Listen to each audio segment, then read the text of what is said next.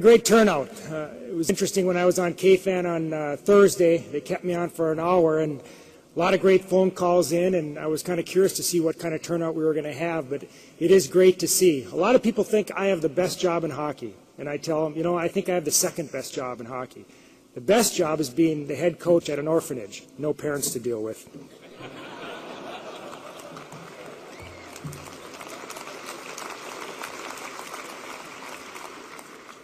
But I think I really have a pretty unique experience with this as well.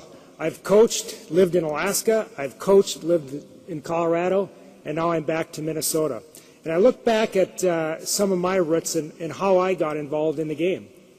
I grew up in a small town called Big Fork. Most of you probably have never heard of it, just north of Grand Rapids. And when I moved to Grand Rapids, I was 9 years old in third grade. I'd never skated before. But I was thrown in a neighborhood with kids who played hockey, played multiple sports, played basketball through sixth grade, and then I had to make a decision. A 5'11" guy with a heel-toe vertical, should I play basketball or should I play hockey? And fortunate for me, I chose hockey. But I look back and how and why a community like Grand Rapids, we won a couple state titles. We were able to have, I believe, 13 Division I hockey players off our 1976 team went on to play college hockey. And why was that? Number one, we had great coaches. Gus Hendrickson, Mike Surdich, Jim Nelson. We had great youth coaches. And the thing that I go back to, what I remember all the time, is we had fun. Hockey was a great sport to play. We spent all of our time on skill development. We didn't do skating drills at the end of practice. We spent all of our time on getting better and better and better. And it paid off when we were at the high school level. It wasn't so caught up in winning at the youth level. When I was a youth player, we never came out of the district, but yet we were able to have success at the high school level. When I've gone around the country and watched, some of my perspective too, I have a son now that's 17 years old, I have another son that's 11 years old, and watching them go through the youth system, a couple of things have struck me. I remember being in Colorado Springs, and they have a big President's Day tournament every year in February. And being a parent, I had to work my shift on a Monday morning because we played on the weekend. And I remember observing a team and a coach. And every time these kids came off the ice, and I think they were about the squirt level, the coaches turned around in their face, screaming at them. And I'm watching this because I'm in the penalty box. And I'm getting more upset as the game goes on. And I'm thinking, should I say something or not? I couldn't take it anymore. At the end of the game, I walked up to the coach, and I told him, I just want you to know, if I had a son, there is no way I would allow him to play for you. And he was kind of taken aback by it. And the following year, he was back at the President's Day tournament, and he came up to me and he said, you know what, I thought a lot about what you said, and you were right. And that's, we have to change some of that attitude from the coach's standpoint that it is a win at all costs. It's not a win at all costs. It needs to be a fun at all costs. I see that. We talk about skill development, practice ratios. Even at our level, I'll bet we spend 75 to 80% of our time at the college level on skill development. Because it still boils down to who can skate, who can stick handle, and who can pass. It doesn't come down to who can play the best systems, who can break out the puck the best. If you can't do things technically, you can't do them tactically.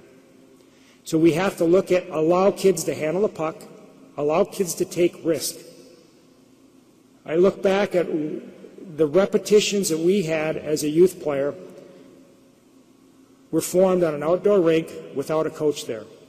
And so you try to move 100 times at the blue line, and if it got stripped from you 90 times and it ended up in your net, all you did is take the puck out of your net and go play again. There was nobody yelling at you, screaming at you, get the puck in deep, don't make that move, we might lose the game. It doesn't matter if you win or lose. We have to keep the game in perspective, keep it for the kids. That is the most important thing I see.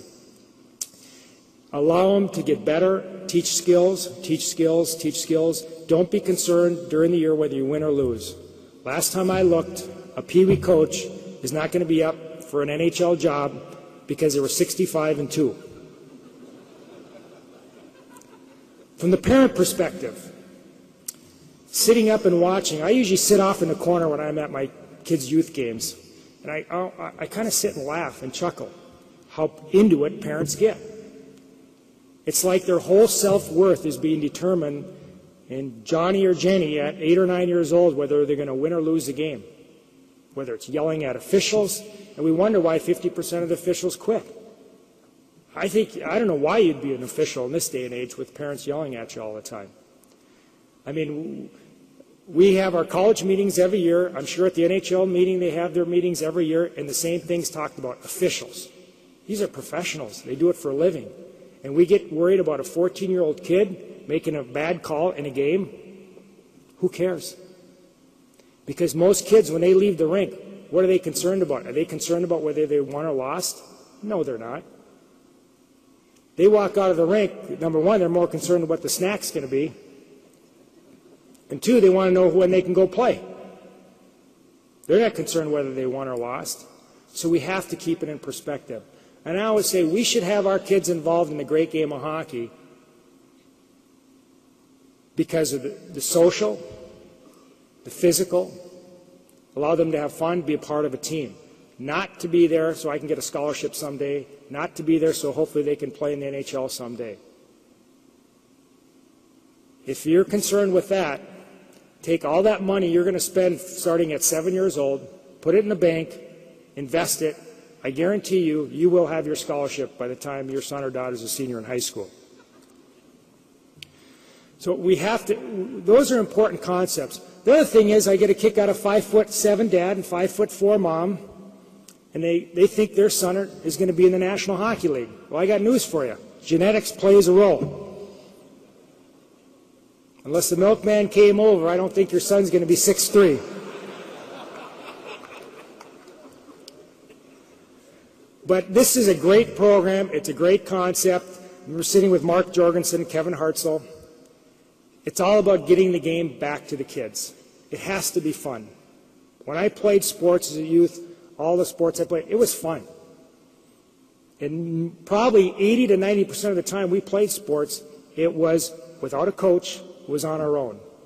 And that's why that doesn't happen as much today, and it probably never will go back to that era. But as a coach, we have to do that in our practices. Play small games. I watched my son play mite hockey a couple years ago. And I think it should be cross-ice games, small games. You've got 10 mites playing in a rink this size. I said, that's like an adult playing on a football field.